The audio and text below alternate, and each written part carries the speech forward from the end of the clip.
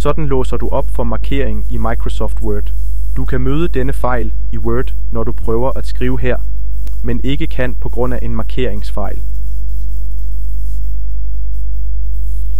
Jeg har ikke problemet nu, men jeg vil vise dig, hvordan du løser det, så du kan låse op for markeringsfejlen.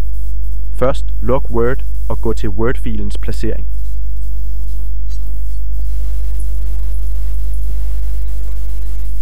Klik på filplaceringen, så på Word igen og gå til filplaceringen.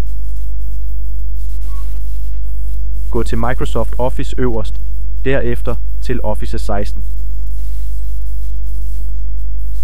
Du vil se en fil ved navn OSPP. Du skal køre den som administrator. Når du har gjort det, vil problemet være løst, og du kan skrive og låse op for markering i Word. Det er den nemmeste og hurtigste måde at låse op for markering i Microsoft Word. Jeg håber, det hjalp. Vi ses. Har du ikke skæg? Vil du gerne have sådan et skæg som mit? Ingen bryn, intet hår. Tag det roligt. Jeg har skabt et banebrydende mærke, der hjælper folk med at genvinde deres ungdommelige udseende. Mangler du skæg, bryn eller hår? Jeg kan hjælpe dig med at få det til at gro på under 3 måneder.